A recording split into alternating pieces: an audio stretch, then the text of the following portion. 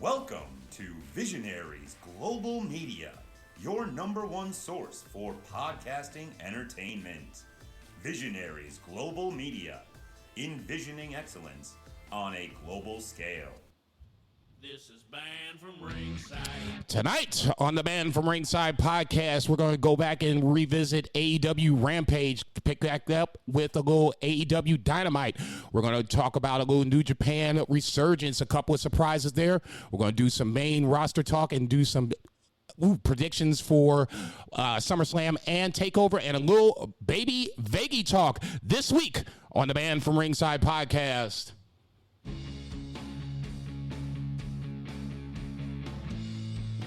Think the cat's getting ready to fight.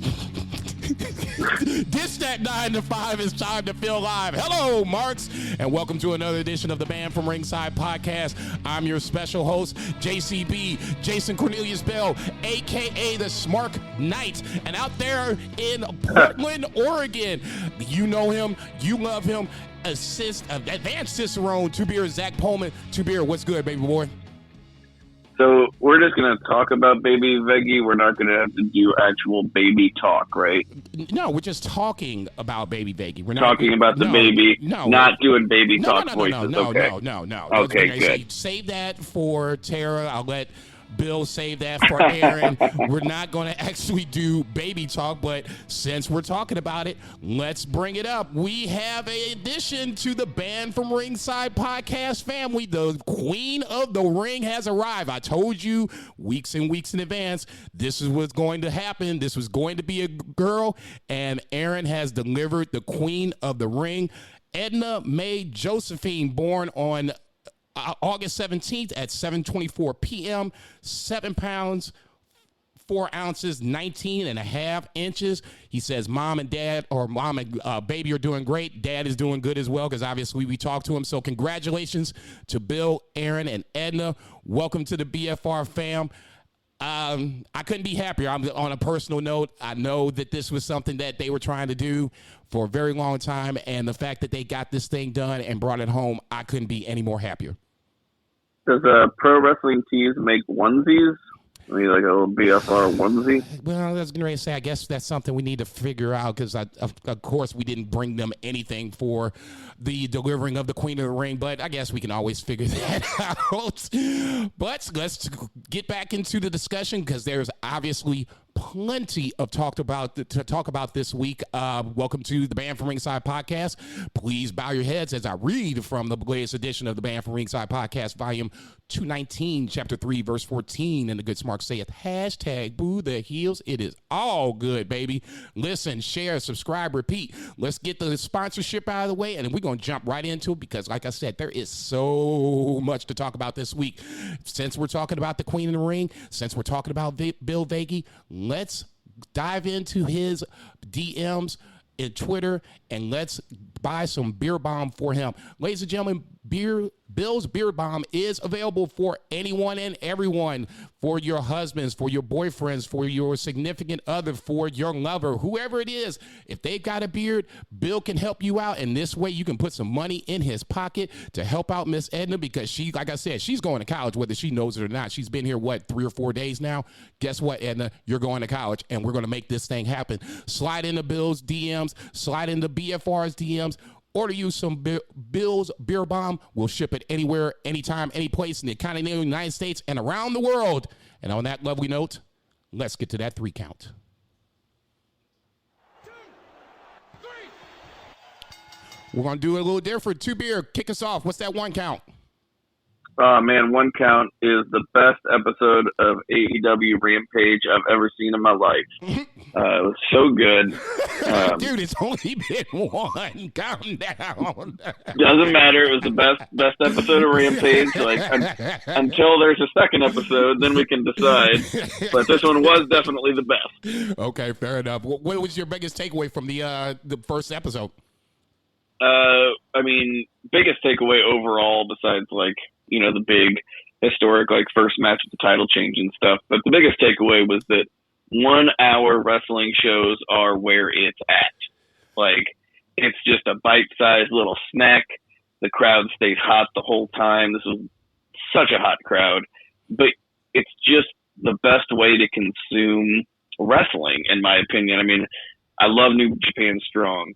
I love MLW Fusion. I previously loved NXT when it was on the network.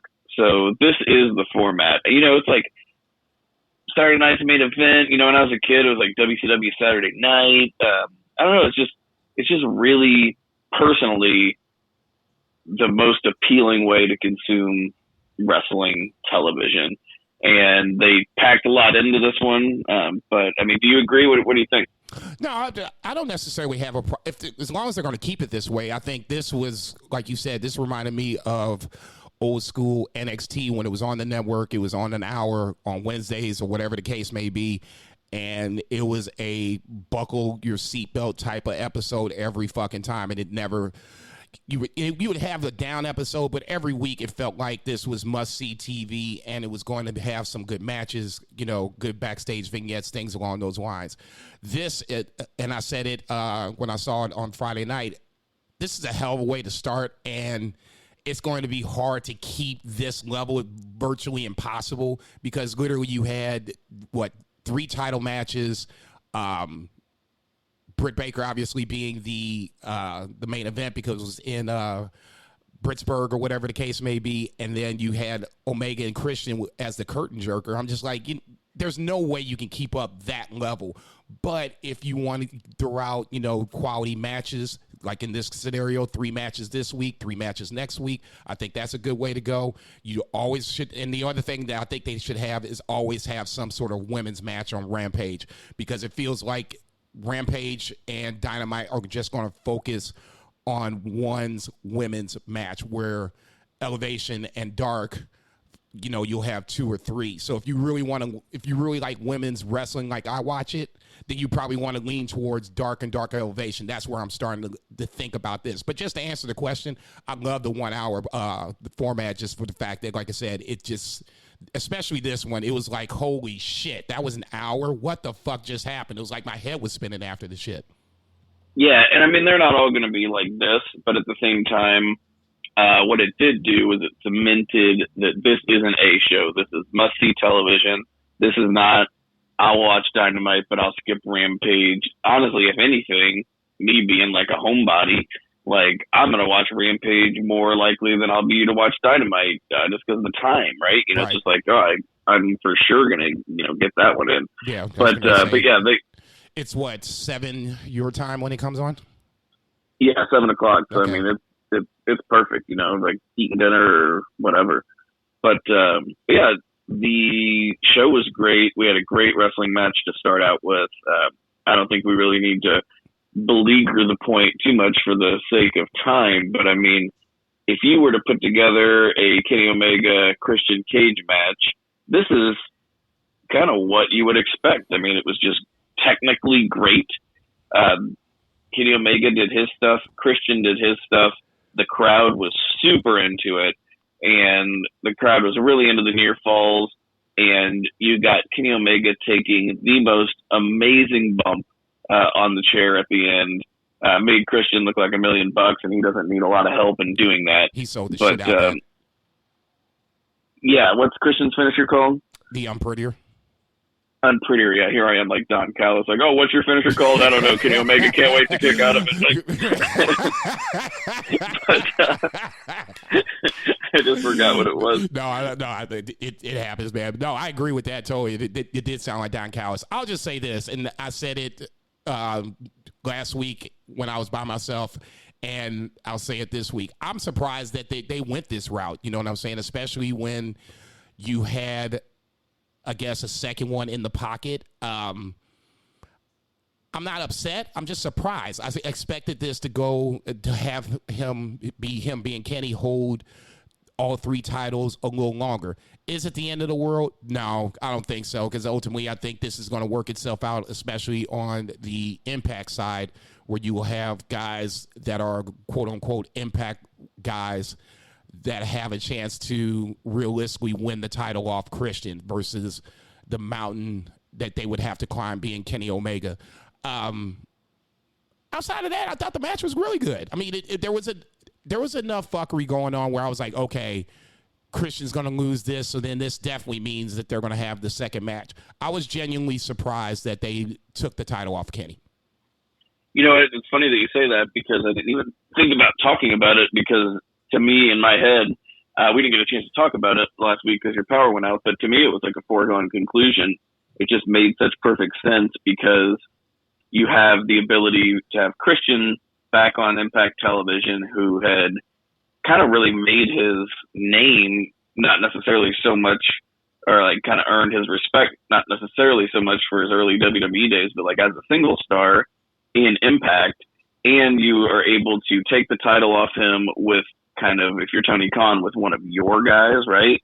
And then have another one of your top stars on Impact Television, and you don't have to wear down Kenny as much or overexpose Kenny as much, and it does add that believability aspect. And also, if you are going to run Christian Kenny at the pay-per-view, there's no way that Kenny can beat him on Rampage because then we already saw Kenny beat him on Rampage. Why am I going to buy this pay-per-view, right? Although there's plenty of other reasons to buy the pay-per-view, and I think that's why Christian and Kenny are the match, because this is not necessarily going to be like the top build buy rate. This is being bought for intrigue and things that are going to happen perhaps Friday with CM Punk and maybe Bryan Danielson and things like that. And also Adam Page backed out because his wife's going to have a baby and stuff. So I think there's some other reasons. But still, to me, it was a foregone conclusion. It made perfect sense. I was actually even more surprised that Kenny kept the AAA title after he lost the Impact title.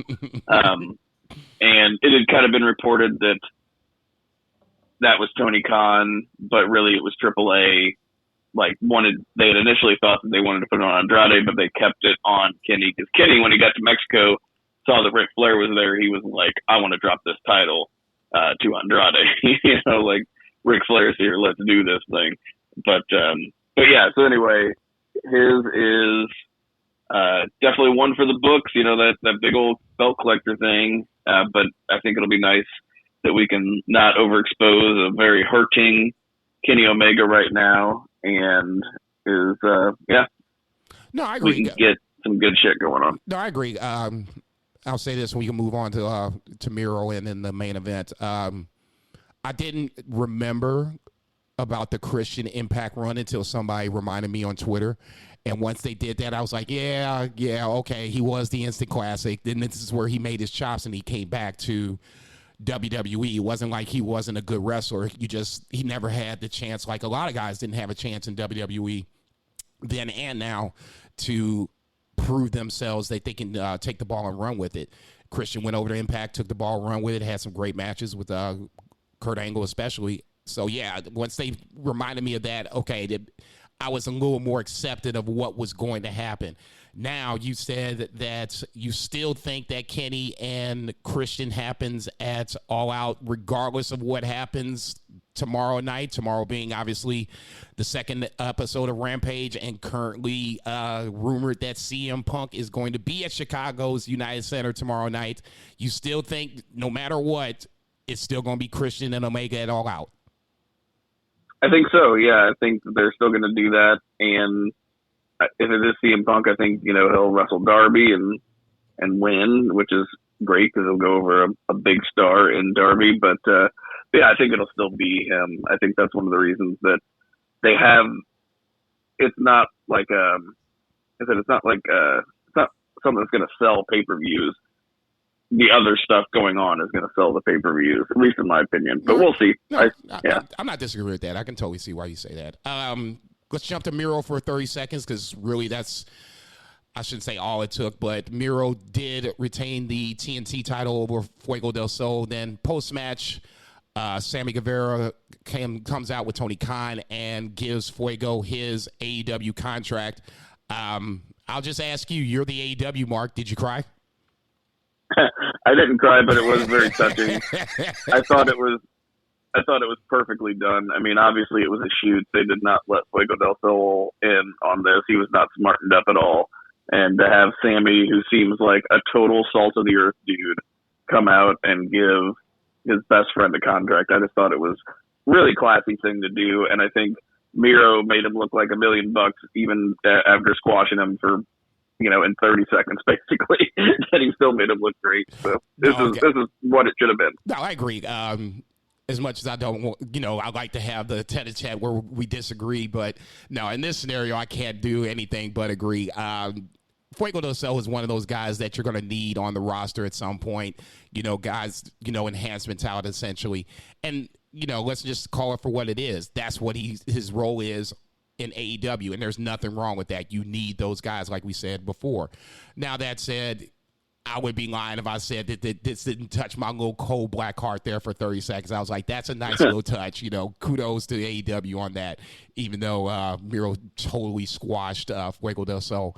And then obviously the main event was for the women's title, AEW women's title match, one Red Velvet versus the reigning defending champion Britt Baker, coming back to Pittsburgh in our hometown to defend the title.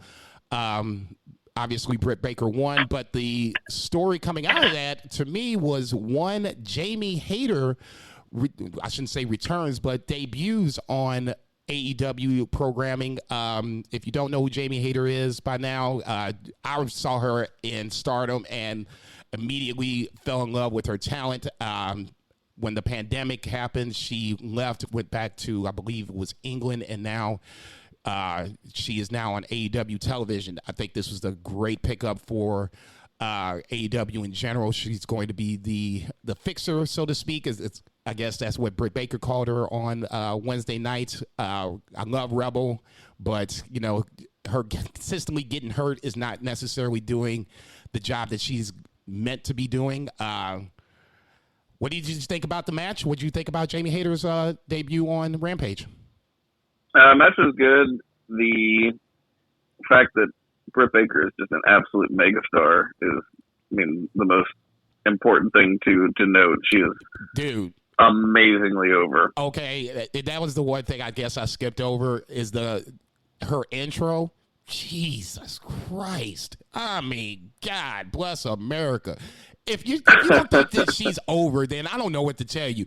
I'm not saying that she's the technical best wrestler in the ring by any stretch of the imagination. She has work to do, but she is over with fans. This reminds me of Becky Lynch all over again.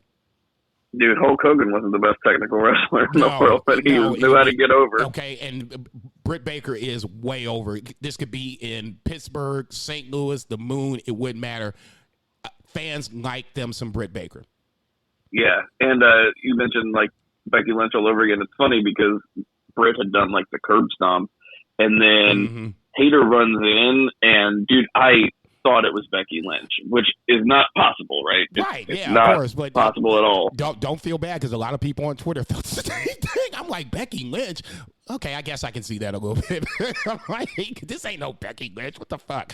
But no, I thought it was done really, really well. Nice way to bring in Jamie Hayter. And I think obviously moving on, Chris Statlander and or Thunder Rosa might be on deck for All Out. Who would you rather see Britt Baker face at All Out? I think, obviously everybody's just waiting for that next Britt Baker Thunder Rosa match because it's one of the most memorable women's matches I've ever seen. And it's one of the most memorable AEW matches that have existed. So I think we're all biding our time waiting for that. I think you stretch this thing out a little bit, though. And Chris Statlander's been on a streak. She also was off on injury. Let her get some more exposure. Let her be in there with Britt. She's a good worker. And then we kind of maybe push Thunder Rosa off to Revolution and see where it goes from there and whether or not you want to pull the trigger or don't. But I think that's a good play. Okay, that's what's up. All right, so let's talk about a little AEW Dynamite. We had Moxley and Kingston coming out to, I guess, for their match, and I think they were just going to cut a promo because there wasn't a match they were scheduled for. And then 2.0 decides they are going to make their mark on the program. They jump Moxley and Kingston from behind. Are you okay with 2.0 jumping Kingston and Moxley? I think it just gives a setup for 2.0 to get their ass kicked by another babyface team. So I'm totally fine with it. Yeah. Like now they just got their ass beat by Sting and Darby. And now next week, Kingston and Moxley can kick their ass, and everybody will love it. Like, that's what 2.0 is for, is to run their mouths and do stuff. Like, they were just this vanilla team in NXT that was on again, off again, and I never even knew who they were. Everrise. And you give them 2 weeks on AEW. Yeah, Everrise. But you give them 2 weeks on AEW. Like, you said Everrise, like, I knew the name, right? But, like, I never would have been able, we made this joke, I never would have, they're like the Forgotten Sons, right? Without the biker gimmick. You just forget them. And you couldn't pick them out of the lineup. Now it's been 2 weeks, and they're not, like, stars. They're not going to be stars. That's not what they're for. They're there to be guys that you want to see get beat up. And that's great. No, I agree with that totally. Let's jump back to the Sting and Darby Allin match. Sting and Darby actually have a match with 2.0 Texas Tornado style. Sting and Darby wins. I guess the biggest, talking point from this match is, well, 2 points, I guess. One, Sting coming back to TNT for the first time in, I guess they say, like 2 decades, really makes me feel old, number one. Number two, the power bomb through the table. There has been some discussion. I kind of said something too on Twitter about the no-sell power bomb through the table. I think I know where you stand, but we're going to ask the question anyway. Where do you sit on the fence of Sting no-selling the power bomb?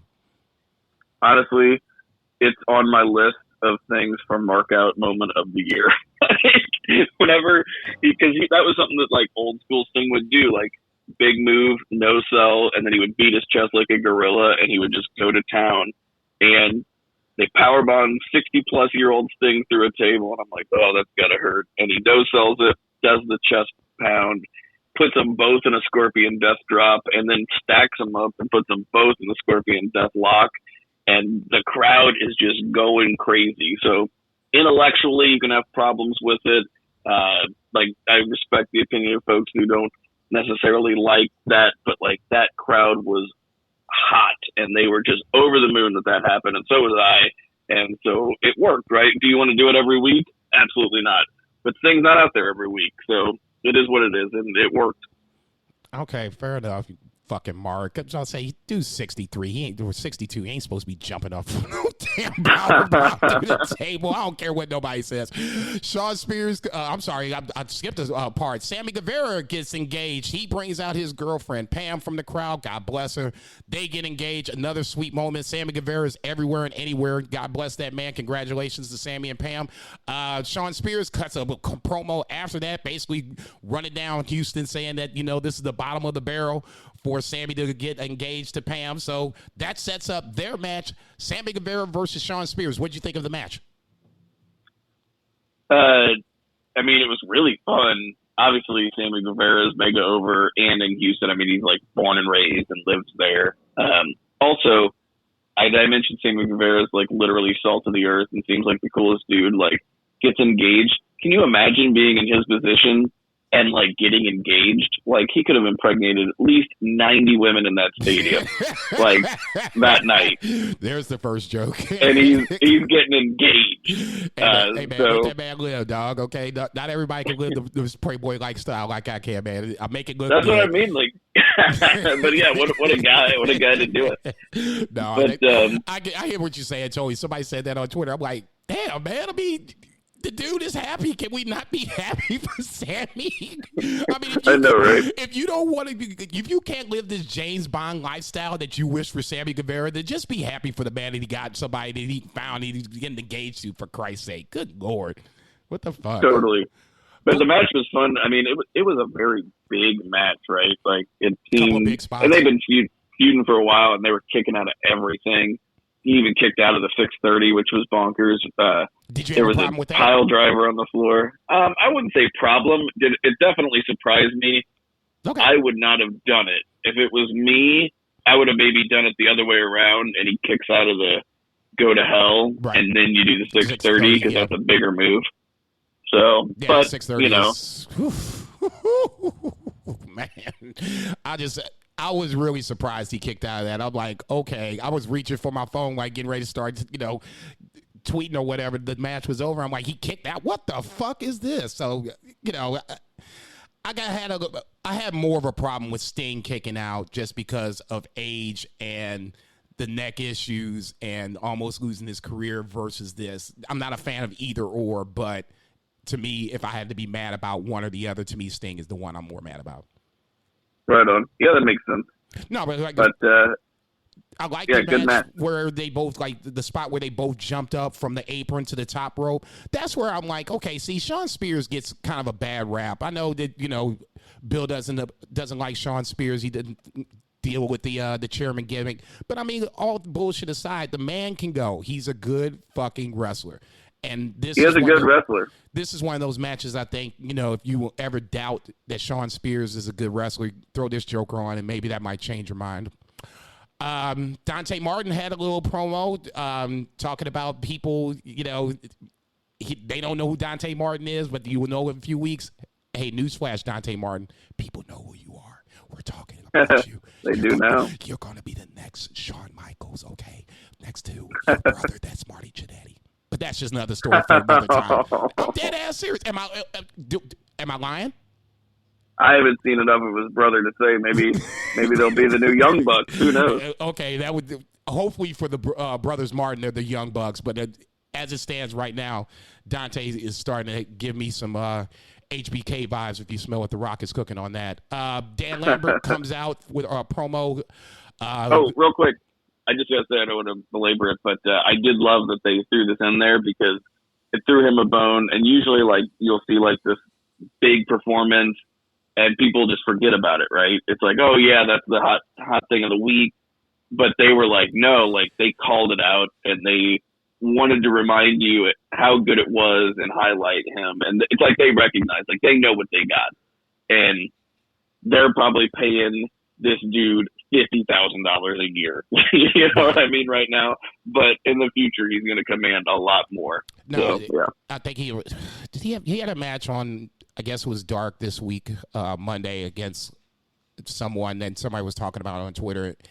And this is, if you don't watch the other two shows, Dark and Dark Elevation, this was a good reminder, like you said, hey, Dante Martin had this, incredible match last week. Don't forget this name. Don't forget this face type of deal. So, yeah, it was AEW hitting the button again. Good shit. Dan Lambert, like I said, comes out with Arlovsky and Del Santos from MMA fame, making sure that his back is covered this week. But it does not stop Lance Archer from coming out. But he gets attacked by Scorpio Sky and Ethan Page. The Men of the Year make their return back to AEW Dynamite.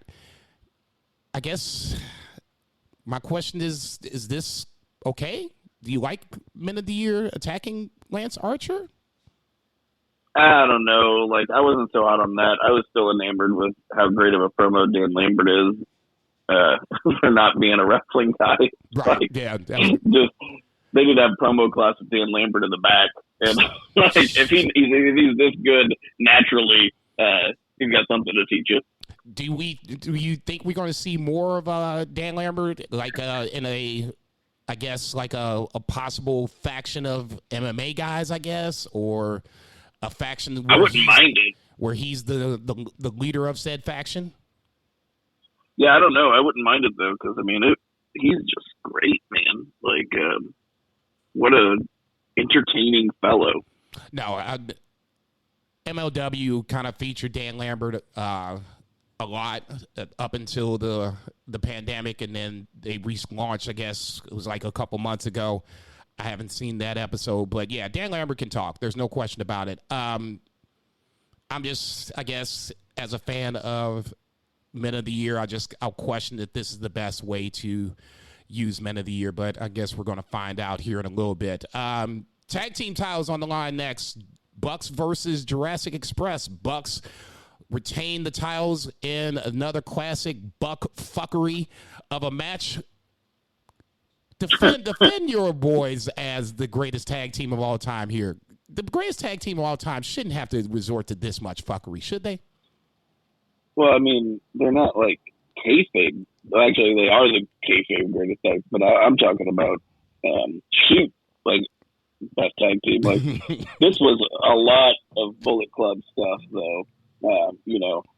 Almost overwhelmingly so, and I think maybe they did it because they didn't want to bury, Luchasaurus and Jungle Boy because they're a great tag team. But it was a lot, and I was actually getting annoyed, and I was like, am I getting worked, or am I just like annoyed because of my like particular case? You know what I mean? I'm like a seasoned wrestling fan. Am I getting annoyed because of the way it's booked, or am I feeling like heat right now? And I couldn't figure it out. No, it's for me. I was getting a little annoyed just for the fact that I'm like, okay, if we're doing this, then there's going to have to be something behind it, whether or not we're going to run it back at All Out, or in this scenario, they came up with a 2-part title eliminator where they're going to have 2 teams wrestle on Rampage next week. I believe it's, or not next week, but tomorrow night, Jurassic Express versus Private Party tomorrow night.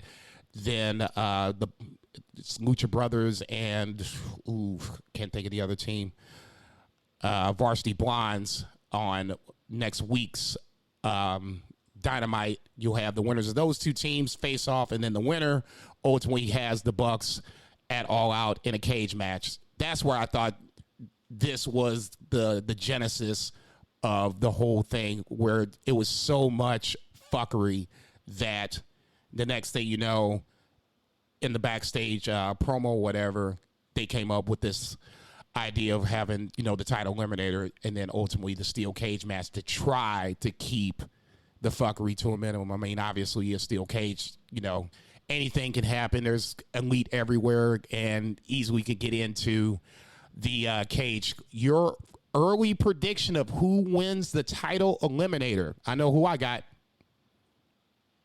Man, I really think Penta and Phoenix, it's kind of time to heat them up again. And Jesus Christ, they have some amazing classic matches with the Young Bucks. Like before the Young Bucks and Omega Page, the Young Bucks, Pentagon Phoenix, like, what did they call it? It was like some Spanish name with the ladders. Like, whatever. The ladder. Yeah, something, the ladder of death or something like that, yeah. Yeah, and that was like the best tag match I'd ever seen in my life.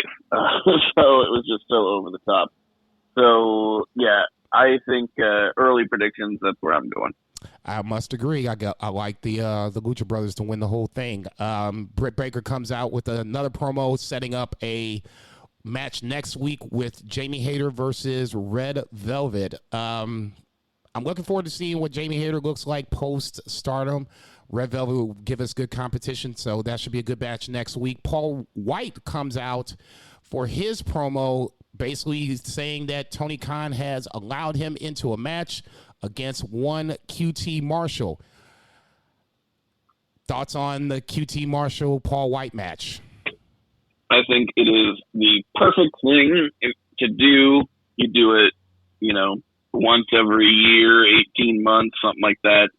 Bring Paul White out to choke slam a heel, especially mid-card guy like QT, can play the chicken shit. He's only stepping out of quote-unquote retirement to defend the honor of his longtime friend and broadcast partner. I think the story works. I think the booking works. This thing won't last longer than 90 seconds, and the crowd's going to freak out whenever White choke slams him. So, as Excalibur's fond of saying, you got to give the people what they want. Yeah. As long as Paul White does these kind of matches, I'm okay with it. Jade Cargill has a promo. She's going to have a match with Kiera Hogan on Rampage tomorrow night. I'm excited for this match. Kiera Hogan, I believe, is no longer a Impact wrestler, so she's on the free agents market. She'll be here next week for the NWA show. Obviously, she'll be on Rampage tomorrow night. So Kiera Hogan making the rounds. This could be a good pickup for AEW if they decide to go that route. If Kiera Hogan decides she wants to sign. The Elite have their promo. That's the promo that I was saying that basically sets up the tag team eliminator 2 matches, and then ultimately the title match at All Out in the cage versus the Bucks, whoever the winner is. Pac and Andrade have a promo. Andrade says that he will wrestle Pac if he agrees to a certain amount of stipulations, and then brings in a freaking book that I think Zach and Bill would like to read on the occasion. What is the stipulation that possibly Andrade could have? I mean, goddamn, what do you want? What does Andrade want? That's just Charlotte's prenup. Ooh. I just made that up. I have no idea. Cold-blooded. Penelope Ford and Thunder Rosa have a match. Thunder Rosa goes over. We kind of touched on this a little bit. Penelope Ford apparently had her luggage misplaced, so that's why she was in street clothes, for those who are wondering. Thunder Rosa goes over. I think, I agree with you, Beer, on this one. It's either Thunder Rosa or Kim Statlander. I kind of lean Thunder Rosa, but, I just want to see big matches on an all-out stage. That's just me. It'd probably be Chris Statlander. Arn and Brock Anderson have a backstage promo where Brock apparently wants a piece of Malachi Black. What's up with your boy, Brock? Yeah. Tell me ain't got no sense. Tell me he flew out to Portland, got some of them edibles that you like to munch on, then came back and decided Malachi Black was the guy that he wants to face at this point. It makes, I tell you what, it makes sense, but you might want to consider this one. Listen to your daddy on this. I tell you what, they are strong out here. So that's likely. As I say, come get your boy off the ledge. Next week, Brock versus Malachi Black. I will say this better be a squash of squashes, very similar to what we've seen before AEW do in the past. If this lasts more than 5 minutes, I will be a little upset.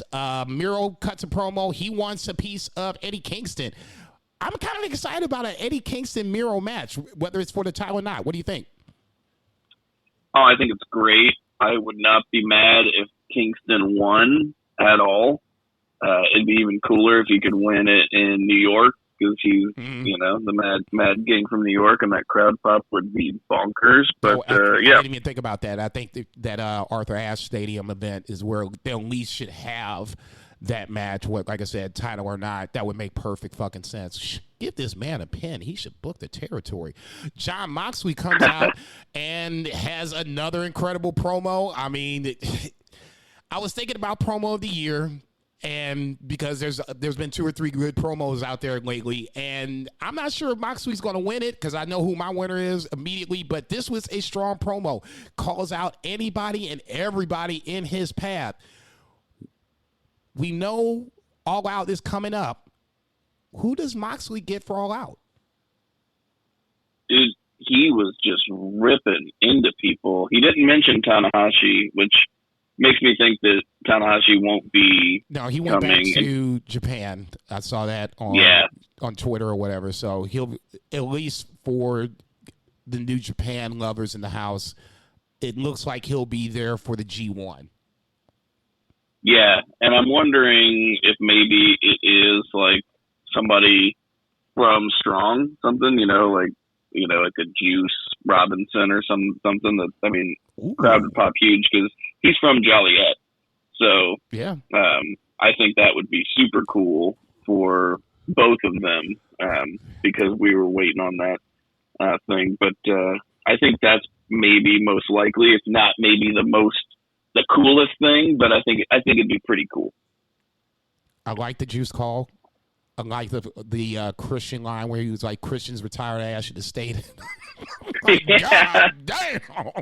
I mean, this motherfucker's calling everybody out. But I do give him credit on the fact that he did say that he brought AEW through the dark times, through the uncertain times. I know we give a lot of credit. We've given credit to the WWE side for certain individuals. Drew McIntyre and Bayley are the two that jump out in my mind that helped them through the pandemic era. There is no question that Jon Moxley was the MVP on the AEW side through that whole pandemic era with great matches, great promos. The main event, obviously, MJF versus Chris Jericho in the fifth labor of Jericho.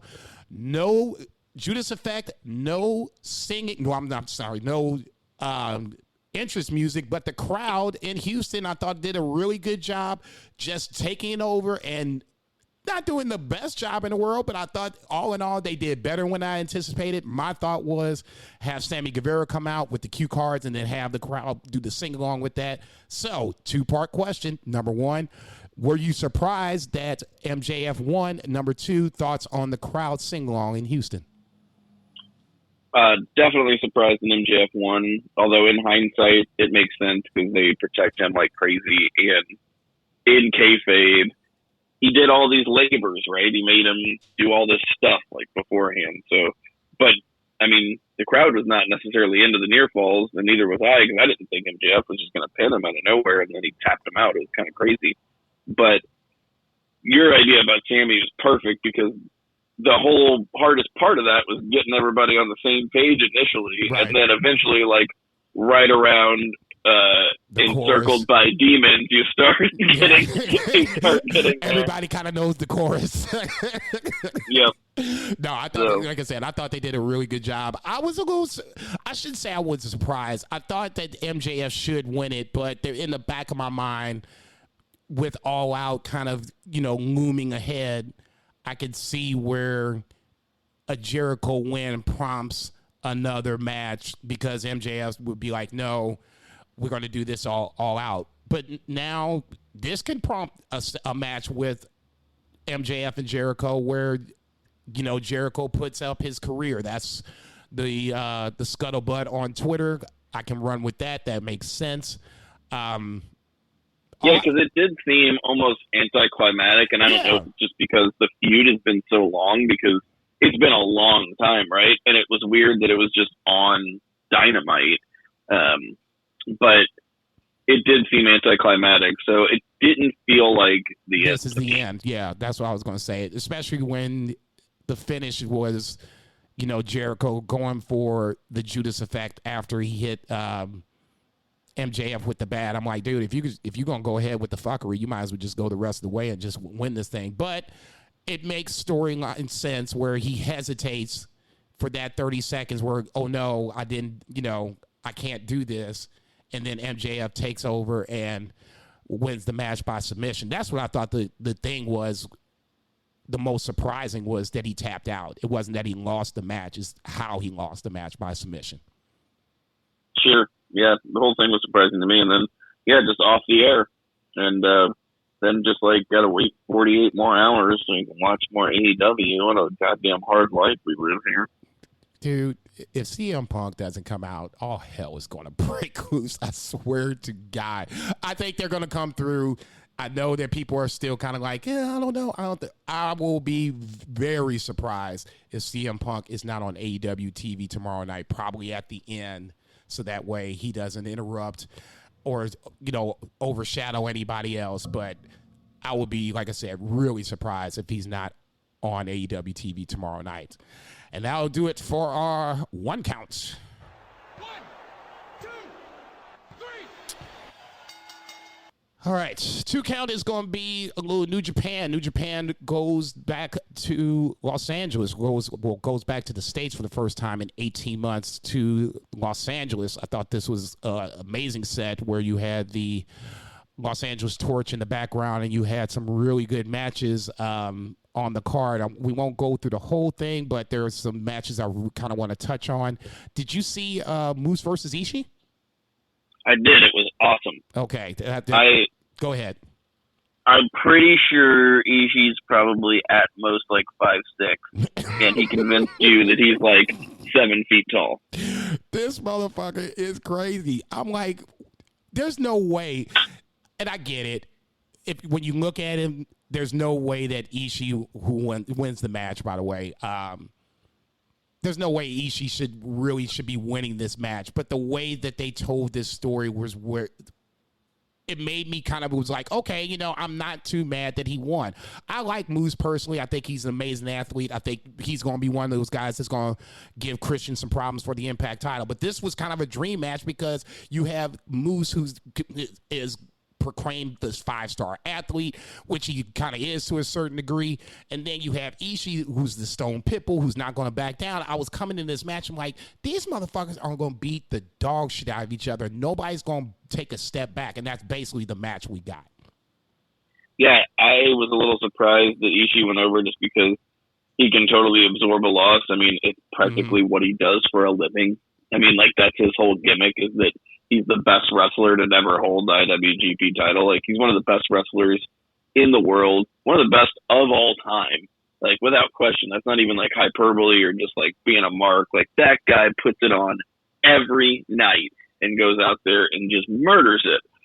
And, yeah. No, he has good matches, and I think he's going to be one of the missing pieces of the G1. I think he'll be in the States for the G1, so that'll be if that's the case, that'll be a little disappointing, but I think New Japan will have something in the back pocket for a replacement for Ishii and others that are going to be in the States. Let's jump ahead a little bit. We have the 2 title matches at the end.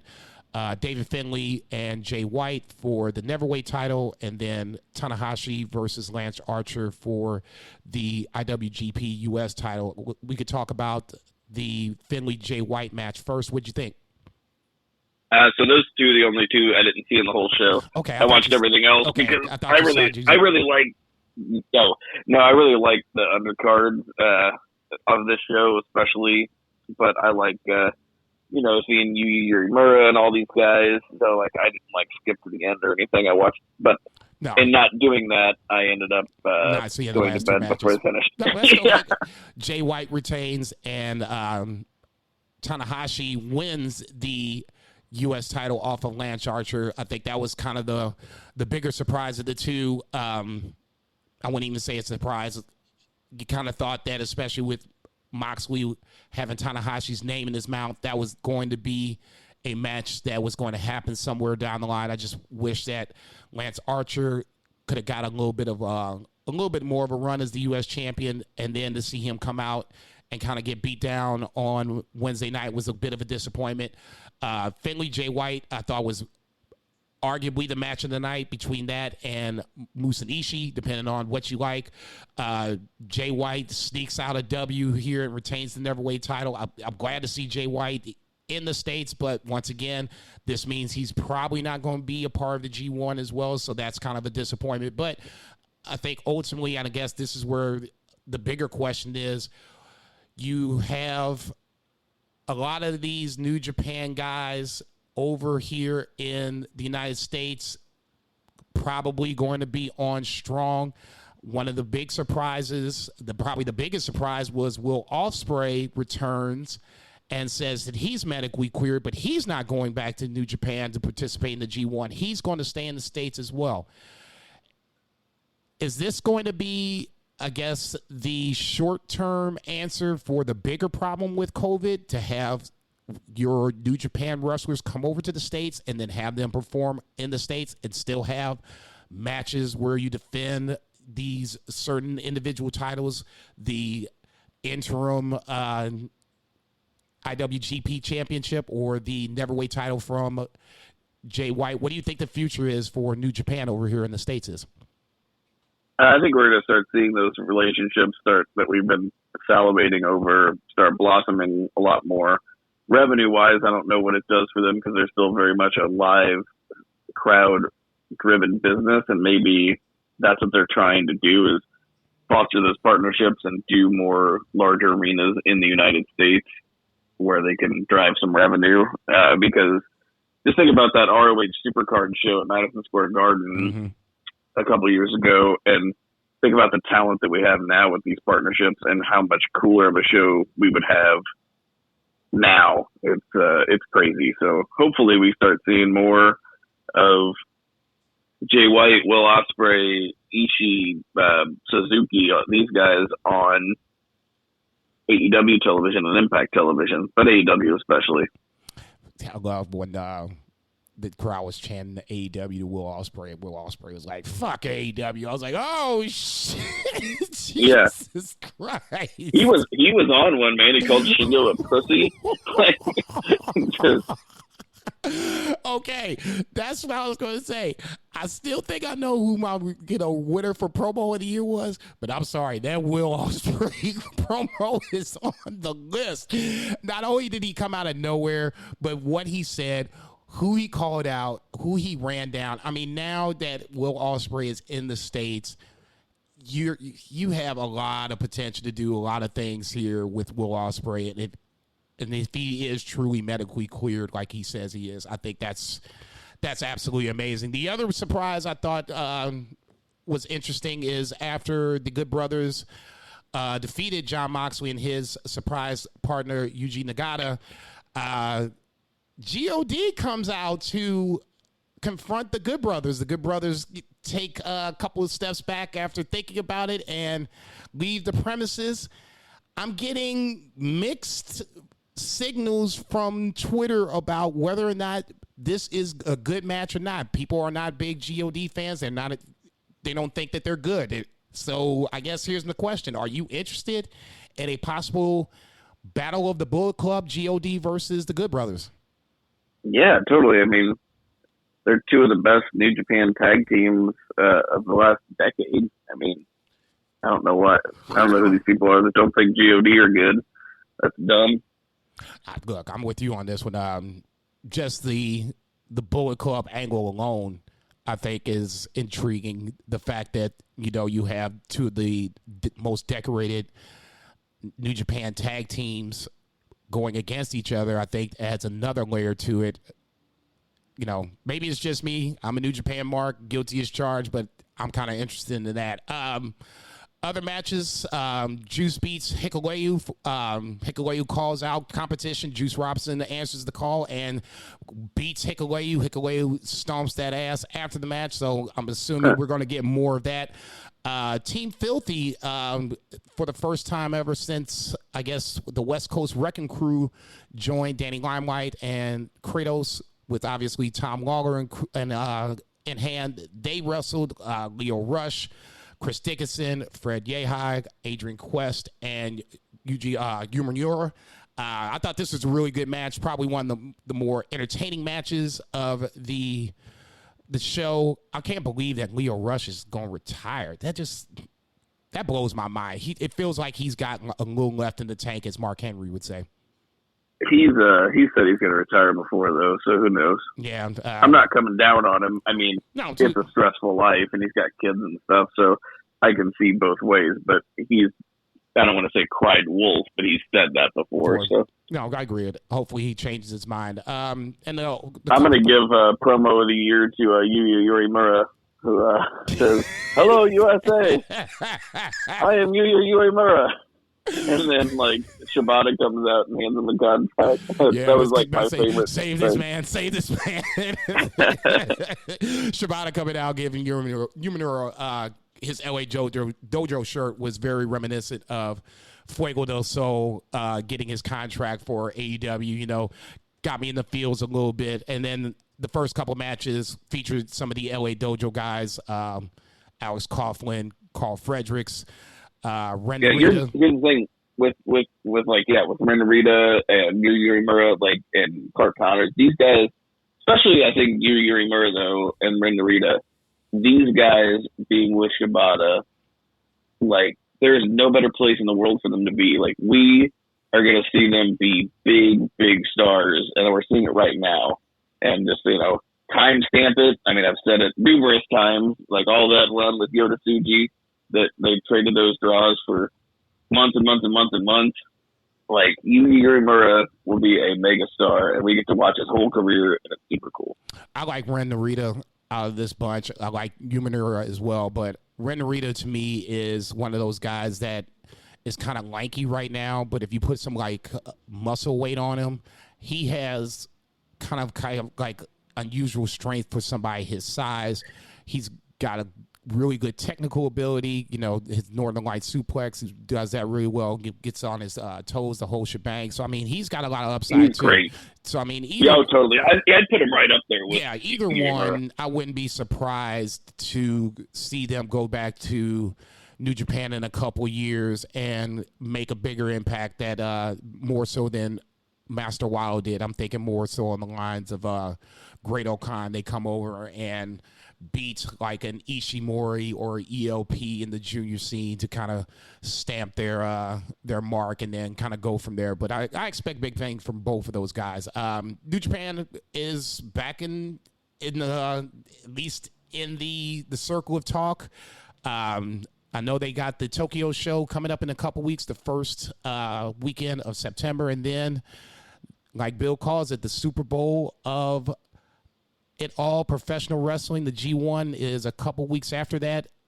Just some quick thoughts on the G1. Are you worried about the depth of the G1? People have asked me, or am I concerned about it? I said no, because I just think that somehow, some way, they're going to make this thing work regardless of pandemic. Are you worried about at least a depth of a pool of talent to fill out a G1 20-man tournament? I wouldn't say worried so much, but I mean, it might not be what we have come to expect over the last few years, which is just overwhelmingly great, the greatest G1s in history. So, we might kind of be back in that, mode of, before the last few years, like before 2015 or whatever. Right. So it just might be that, right? You might have more of the mid-carders and such mixed in there, which is like totally fine. It'd save us some goddamn time, having to watch all this amazing wrestling. We could at least, I got so much time here. Like, I don't have time for another G1 right now. I say, you better start carving out time. It's coming up here in a couple weeks. No, I agree with you. I think this is a chance for Jeff Cobb's, Great O'Con's, the guys that aren't getting a lot of mid-card push, to give them matches that they can beat. I can't believe I'm getting ready to say this, but I'm going to go ahead and say it. The Naitos, the Okadas of the world in a one-game, playoff, so to speak. I'm not too worried about it, honestly. I'm going to let this thing play itself out. Show me the field first, and then let's discuss how much we're going to freak out about the G1 itself. To me, New Japan does it right. I just need to know who's in this field. There's a lot of good talent over there, but I agree with you. I just don't think it's going to be nearly as stacked as we've seen it in the last couple years. Oh my God, the B block is so stacked. You got 15 guys. Whatever the case may be. I just don't think it's going to be that stacked. I think it's still going to be good. It's going to deliver as usual. It's just pandemic is biting the New Japan in the ass more so than it is anybody else. And on that note, let's get to that 3 count. 1, 2, 3. All right, so the 3 count, we're going to do all things WWE. Let's talk NXT first, or do you want to do predictions first, and then we can do NXT on the back end? Let's do predictions. Let's get that out, because there wasn't a whole lot with NXT. No, I think I got the sneaky suspicion we can fill in the gaps with what really needs to be talked about, because there's one thing, obviously. Yeah, we can we'll fill in with them. As we talk about predictions, it'll all work out. Yeah, so, all right, fuck it. Let's get to the predictions. All right, NXT 36 is going to be on Sunday night instead of its usual Saturday night spot. SummerSlam is going to be there instead. We'll talk about SummerSlam in a second, but let's get into the predictions. No predictions from Bill. We're going to give him a slide this week. Obviously, he's got the Queen of the Ring and Aaron to deal with, so we're going to do this without him. First up, Cameron Grimes versus LA Knight. LA Knight putting the $1 million title on the line. If LA Knight wins, Ted DiBiase becomes the new Butler. Obviously, if Cameron Grimes wins, he wins the $1 million title. Who you got? Grimes versus Knight. Give me that grimy boy. I'm going to have to agree with you on that one. I would think that this is going to be one where Grimes wins. They drag it out a little bit. I wouldn't be too upset to see LA Knight win this, to be perfectly honest, but I just don't see that as a possibility. Ted DiBiase, to me, is not somebody who's going to be a Butler at this point. I think there's a couple more steps we can do before LA Knight can move along and hopefully move on to some bigger and better things. Cameron Grimes for that point too, but neither here nor there. Next up, Walter versus Ilya Dragunov for the NXT UK title. Walter has been putting the smackdown on Ilya Dragunov the last couple weeks, including a choke out on Tuesday night's NXT to finish up the show. Who you got, Walter versus Dragunov? Man, I wish I could take Dragunov because they protected him on NXT UK like the dude hasn't lost since he lost to Walter the last time in that classic match. And then they protect him that whole time only to bring him over to goddamn American television and beat him in his first outing and then make him look like a punk bitch the next week, even whenever he won. So, yeah, maybe they did that so that it could make him seem like even more of an underdog so that it'd be a bigger deal whenever he won. But I just don't see it. It just kind of weakened him as a challenger in my eyes. And especially it had to have to the eyes of all the American audience who has no idea there is the NXT UK or couldn't give two shits about it if they did know. So I feel like Ilya Dragunov is just going to change his name to, oh, yeah, I wish they wouldn't make me do these jobs. But man, that's crazy. I'm gonna take Dragunov on this one. I think this is the classic smoke and mirrors deal where if it's not now, it's when is it? I mean, at some point, Walter has to lose the title. Dragunov is probably one of their biggest stars on the roster of UK that's not named Walter. It's kind of time for Walter to come over to the States, even though I know he doesn't want to, but I think there's more opportunity here in the States, more things for him to do in the States wrestling-wise if he dropped the title and then came over and made Imperium like a true blue faction versus what we see, you know, him calling orders via satellite and shit. Would I be surprised Walter retained the title? Fuck no. I expect somebody to get their ass handed to him, you know, in some form or fashion. You know, Dragunov is going to have a nice little handprint on his chest by the time this Joker's done, but I just think that this is just the time to pull the trigger. It's been what we say, almost over 800 days. I mean, come on, man. You know, enough's enough. You know, Walter has been holding this blunt for far too long. It's time for him to pass the blunt. Next up, we're going to go with the women's title match with Raquel Gonzalez versus Dakota Kai.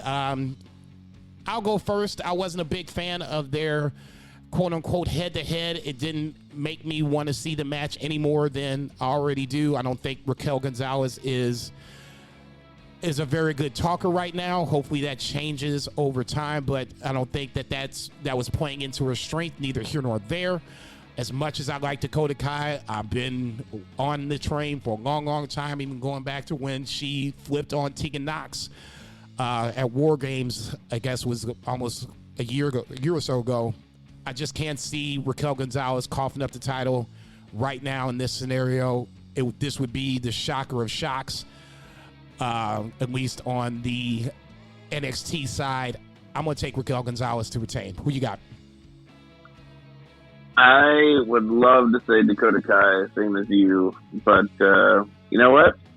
I'm going to do it. I'm going Dakota Kai. Look at you. We're channeling our Bill Vakey over here, just saying fuck it. You know, piss in the wind and let's see what happens. I think that it's just, I feel like Dakota Kai is great, and I know Raquel's big, but I mean, she's got more than just like size. But at the same time, I feel like, you know, oh my God, I just forgot her name. I just blanked. Dakota Kai is a more dynamic character and is a better promo, and she also is a better wrestler because she's great. I think it'd be good. You just talked yourself into that again. That's great. Next up, Adam Cole, baby, versus Kyle O'Reilly in the Ultimate finale. We talked about this a little bit last week. I think at least I talked about it. Best 2 out of 3 falls. First fall is going to be a straight up match. Second fall is a street fight. Third fall, obviously, we're going to get down to it because it never fails. Third fall will be in a steel cage. So we're going to make this a 2-part question. I'll go first with the prediction, and then I'll ask you the question, and I'll answer back. Prediction-wise, I have a very hard time thinking that Adam Cole, baby, is leaving the WWE. I think he ultimately signs, but I think he moves to the main roster after this. I think NXT has been all Adam Cole for the better part of 2 years. He's done everything you could possibly do as a character, as a wrestler there. I think this is his swan song. It will be a 3-fall swan song, and hopefully one of the ones that we remember about him the most. But I'm going to take Kyle O'Reilly to win the ultimate finale in 3 falls. So, first question, who you got? Second question, does Adam Cole, baby, stay or go? I have Kyle O'Reilly because Adam Cole is all elite. Of course you would say that. You're a fucking mark. God damn. Don't make no sense. I don't even know why I asked your dumb ass. Main event time. We're going to do Samoa Joe versus Karrion Kross for the NXT title. I'll be honest. I've been a little, I guess, detached from this match just because of the fact that they being WWE has not made the connection where this is the NXT champion and it's the same guy that is wrestling on NXT proper. In this case, it's Raw. It took 3 chances to get the Jeff Hardy thing right when finally on Monday night they did the squash the way they should have the very first time. I think that has really hurt the build, the anticipation of this match. I know we have talked about it when Joe first got back onto the scene and him and Karrion Kross crossed paths. It was like immediate Chubb reaction because of all the great things that could possibly be. I don't have that Chubb reaction anymore. I'm kind of like, I'm not sure what this is going to be or where this is going. The future of NXT is kind of in doubt because it sounds like it's going back to be a quote-unquote developmental brand. I'll go first. I'm not sure who because I'll go like this. Because NXT and WWE Raw are independently different. It's like 2 different universes. Okay? I'm going with what they should do. What would you best be for business if you're NXT? In my opinion, what's best for business is that you have Karrion Kross retain the title in a hard-fought match with Joe, and that's what I'm going to do. Won't be surprised if Joe wins. That means he's just a transitional champion for the next Joker who ultimately beats him. But for this scenario, I'm going to think what's best for business for NXT. Fuck Raw at this point. What's best for business? Karrion Kross retains. I'm sticking to it. Who you got? Joe.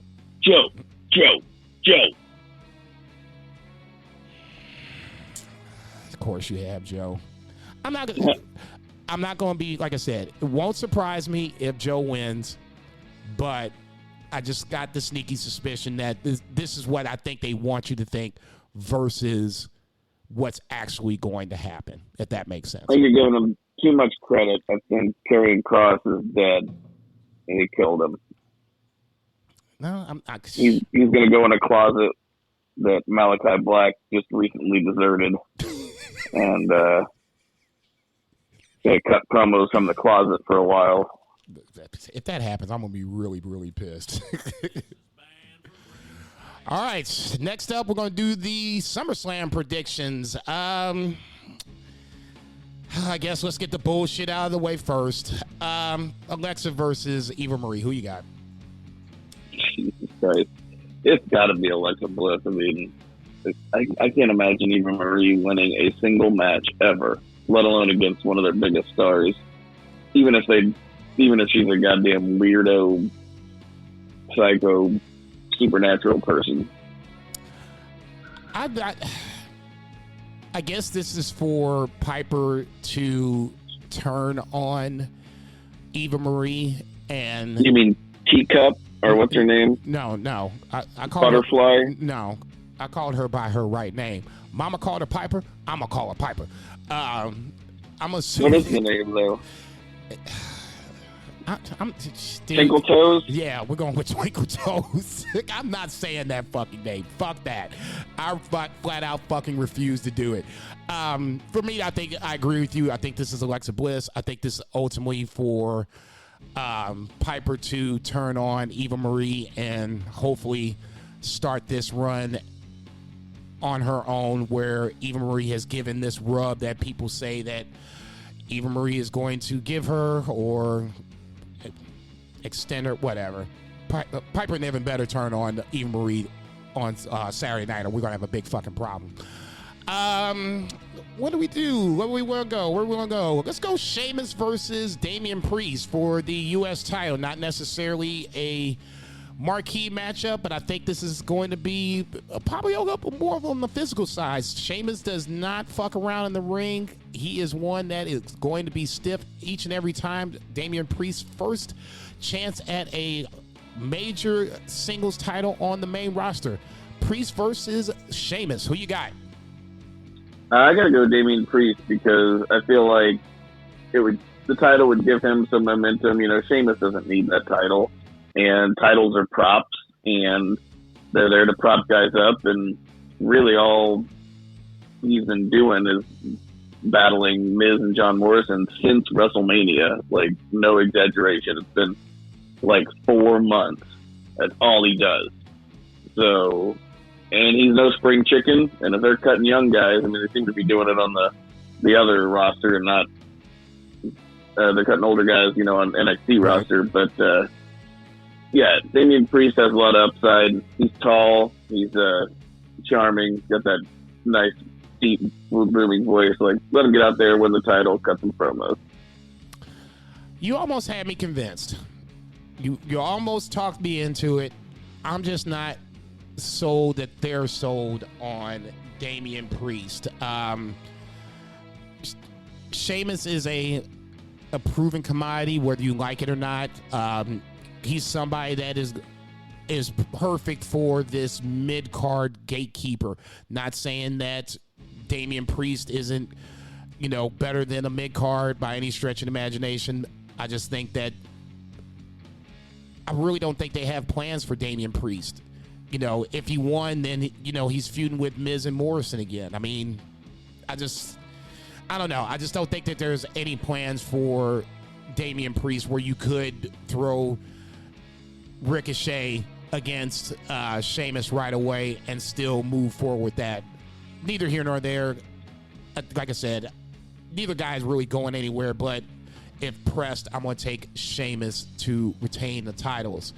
Let's get another bullshit match out of the way. Drew McIntyre versus Jinder Mahal. I said this on Twitter. I'll go ahead and start. I said this on Twitter. This has been extremely underwhelming. That's the word that's the best word I can come up with. This started off as a feud about a missing text message, and then motorcycles and Sora's name Angela have gotten into the mix. This has done nothing for me to make me want to see this match any more than I already did, and that was very little to begin with. All that being said, I got the sneaky suspicion that Drew McIntyre drops this shit, and we're going to see another match out of this. Begrudgingly, I'm going to take Jinder Mahal over Drew McIntyre. Two Beer, who you got? Oh, that's probably smart, but I cannot bet against Drew, but you're probably right. I'm going to go with Drew. I'm not saying that. Look, I want Drew to win. I want this shit to end quickly, okay? I know I said I wanted Drew away from the title a little bit, but this is not what I envisioned, okay? You know, I guess, and this is kind of the problem with WWE, where you don't have the depth where Drew can face off against somebody in the mid-card that's could be someone realistic that could beat Drew, but Drew ends up making them look good in the process of winning. Okay? There's nobody out there that I can think of on the Raw roster that could have that match with Drew and both sides win. Jinder's a former champion. There's not much else for Drew to do. I mean, he can't go after Lashley until Lashley drops the title or the draft happens. I mean, trust me, I don't want this shit to happen, but I'm just playing the connected dots game for 30 seconds. Call me what you want. That's going to fucking suck. All right, next up. That is going to suck if Drew McIntyre loses. I'm going to be fucking pissed. Next up, we're going to have the Raw Tag Team titles. Let's do tag team love for a little bit. AJ Styles and Almost versus the Reunited, and it feels so good. RK Bro, they reunite on Monday Night Raw after Riddle saves Randy Orton's bacon from the tag team champions. I'll let you go first. Who you got? You got to give it to RK Bro. They've got some momentum. The tag team belts don't mean anything anyway. Just put the belts on them. They're like one of the best acts on the whole show. I would have to agree. Sorry, I was writing down RK Bro on both sides. I still got beef for the Hurt Business not being together. Part of the reason they're not together is because Almost had to get this title so he could be front and center for a little bit, at least in the tag team scene. I'll never let that shit ride. I want them to lose. Okay, this is a straight up, petty pick. I don't care what you want to call it. I want them to lose. This is the one match where I know I said Drew is going to. If Drew loses, I'm going to be a little upset because that means that feud continues.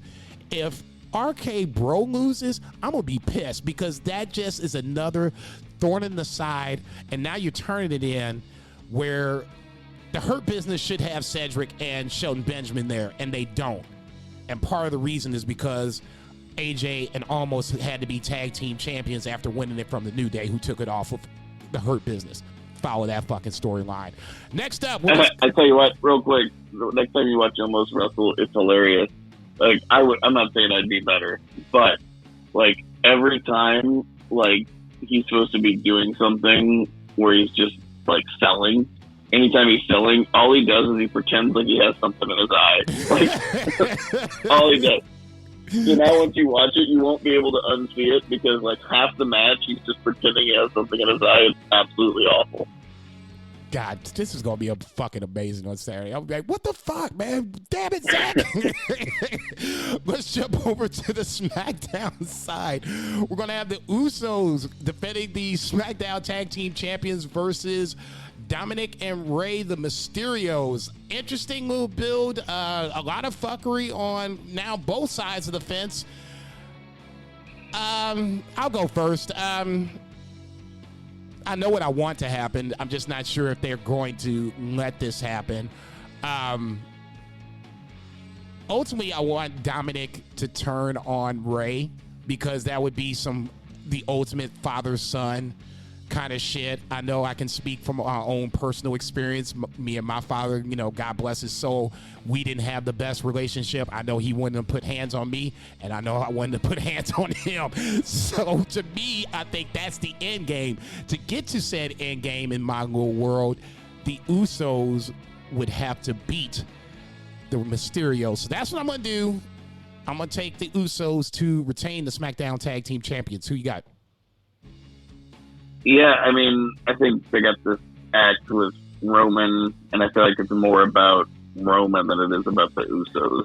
So that's why I have the Usos retaining. I don't know, man. a part of me is kind of wishing that they would have more tag teams, but I know that's not going to happen. Street Profits, I think, is the end game for the Usos at some point, where you have the tag team titles on the line. They beat the Alpha Academy, I guess that was on Smackdown on Friday night. There's not enough depth for anything more than what this really is, and I think the Usos retain. Let's get into some good shit. Edge versus Seth. This has been brewing for about since 2014, when Seth could have stomped Edge out and didn't, and now it's biting him in the ass. Who you got, Seth or Edge? I'm going to take Edge just because they're paying him so much money. Interesting.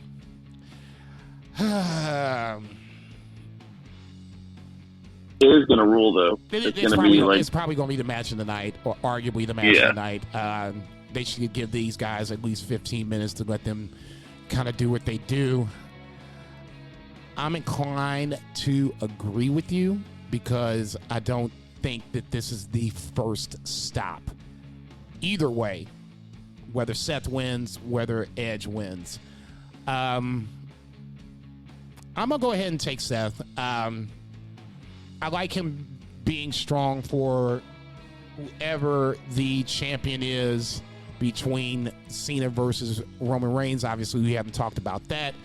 I don't think either way this story ends with this one match. This is not going to be a one-off. I like Seth being able to have this one-up on Edge, so Edge can come back, get the second one, then we have a tiebreaker at Survivor Series, I guess, is if we're going to play matchmaker on this one. Next up, Bianca Belair versus Sasha Banks for the SmackDown Women's title. Sasha jumping Bianca Belair with the help of Carmella and Zelina Vega, which makes absolutely no fucking sense, but neither here nor there.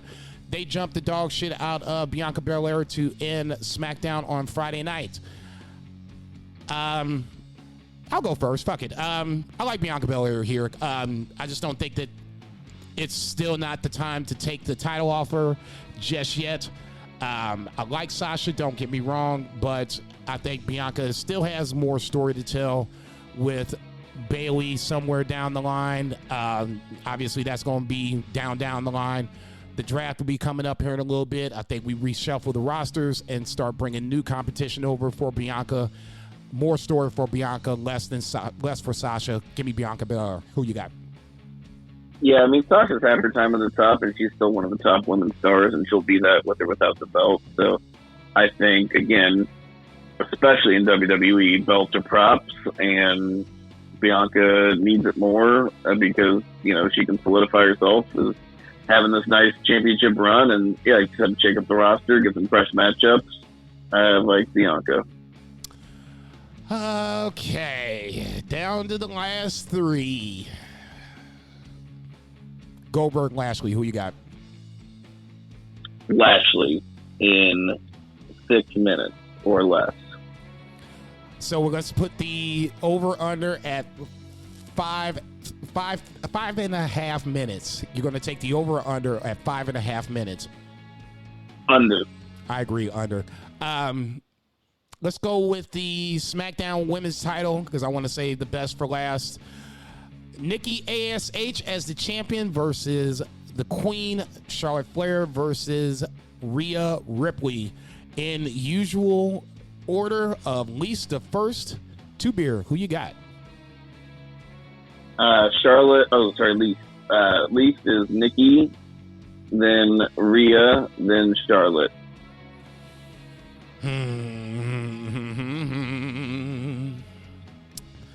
I will agree that Nikki does not retain the title. Least likely to win. I don't think this is a good gimmick for the kids. I just don't think long term this is going to last, and I think this is going to come to a screeching halt on Saturday night. I hear Bill in my head screaming that you don't bet against Charlotte Flair. And I'm really, really inclined to agree with this.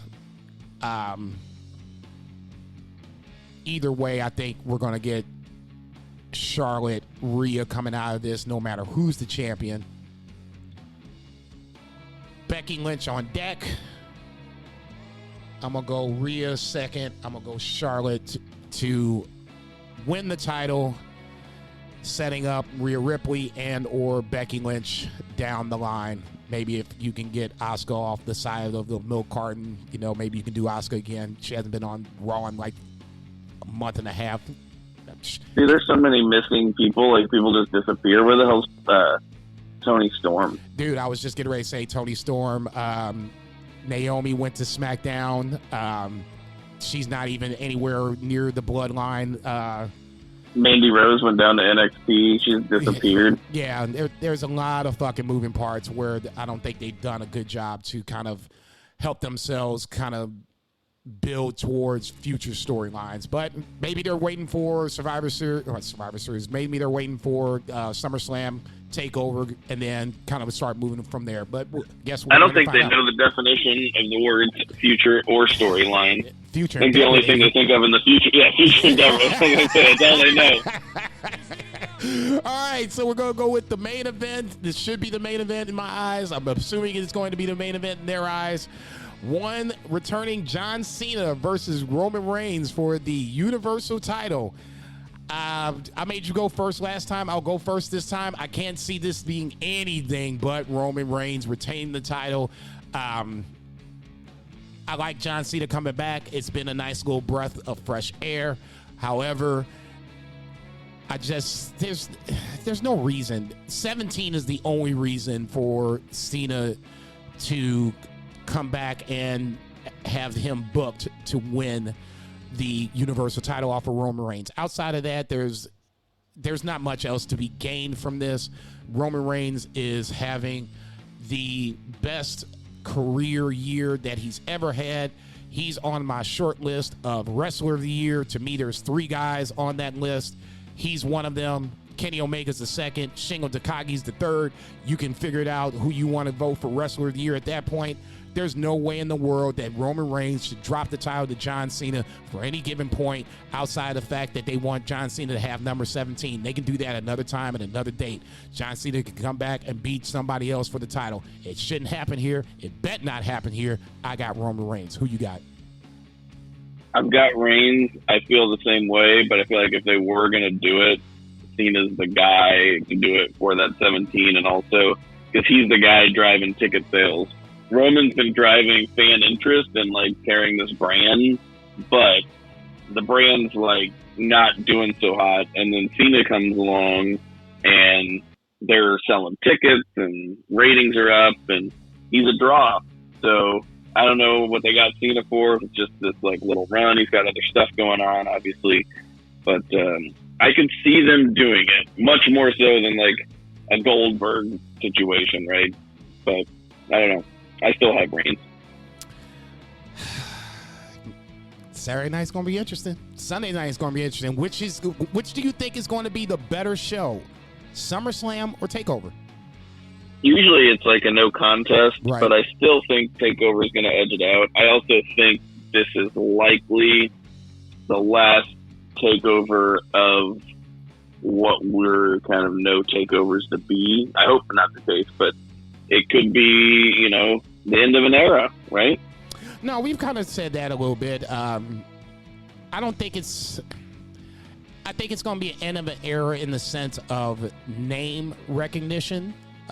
I think this is going to be a scenario where the next time we see a TakeOver, it'll be more so of, guys like Carmelo Hayes, Odyssey Strong, Duke Hudson, guys that they have plans to build up, MSK, guys along those lines where it's the next, we're turning the page and it's the next story of NXT. These guys, some of the girls, Frankie Monet, Saray, Raquel Gonzalez, obviously. I think those are going to be some of the girls that are going to be coming in and ushering in that new era of the women's division. I just think I don't think the quality of matches are going to be different, knock on wood, but I just think the name recognition is just not going to be nearly as strong unless you follow a lot of independent wrestling and follow certain people's careers, if that makes sense. Sure. All right, let's get to some odds and ends. This is Banned from Ringside. Just a couple odds and ends. Of course, obviously, on a personal note, Index is engaged. I'm excited about this. I think this is going to be a train wreck engagement all the way up to the actual wedding, if there is one. Johnny Gargano and Candice LeRae, I think, are doing great as the quote-unquote parents. We kind of talked about this a little bit last week. I'm not sure what the future is for Johnny Gargano in ring, but right now I think he's playing a great role as the quote-unquote dad. Candice LeRae, in real life, she's now pregnant, so her in-ring days might be done for a little bit, but I like the fact that she's playing the mom in this scenario. Index getting engaged is great for me. I can't speak for Two Beer. Go ahead and shit on it, Two Beer. I mean, everybody gets engaged after the first date, lives with no regrets. There's plenty of proven examples of that. But yeah. Just on the NXT note, the breakout tournament has its finals. We're going to have Odyssey Jones versus Carmelo Hayes. Interesting choice of finalists. I didn't think Carmelo Hayes would get to this point. I thought they would do Duke Hudson versus Odyssey Jones. I'm not sure who I'm picking on this one. If you're forcing me to pick, I'm taking Odyssey Jones. Who you got? Whichever one's taller. That would be Odyssey Jones by far. Hit Row versus Legado del Fantasma next week on NXT in a six-man NXT match. I hope this is going somewhere. Snatching out grills and burning mask are one thing, but there's a title over Swerve's shoulder. I think that needs to be forced in this mix somehow, some way. Rich Holland and Timothy Thatcher are going to have a match next week. Kind of interested to see what Rich Holland does next week against Timothy Thatcher. Just a couple other things I wanted to talk about. Impact on Friday night, because God knows there's plenty of other wrestling to watch. They have their pay-per-view on Friday night, Emergence, Christian Cage versus Brian Myers for the Impact title, and then they will have a fatal four-way. I believe it's Moose, Sabin, Ace Austin, and Sami Callihan. The winner will get the winner of the Christian Cage Brian Myers match on Emergence for the main event. So that'll be at Victory Road. More shit to watch, ladies and gentlemen. So I'll just say this in closing.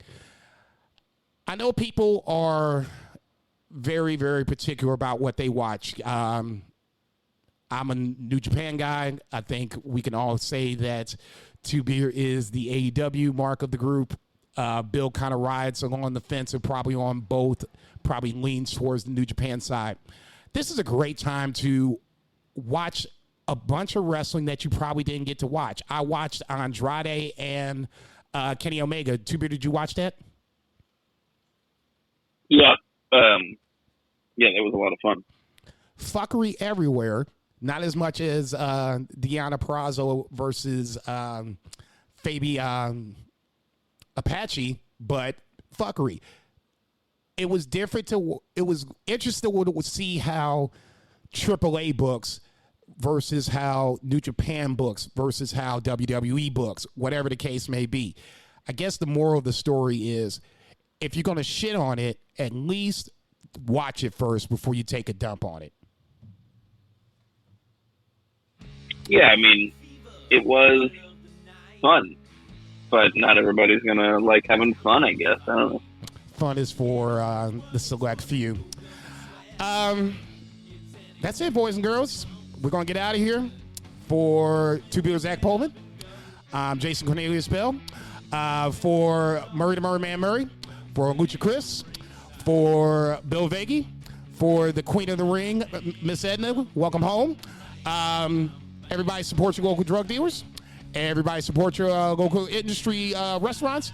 And don't forget, everybody, boo the heels. Boo! Bitch.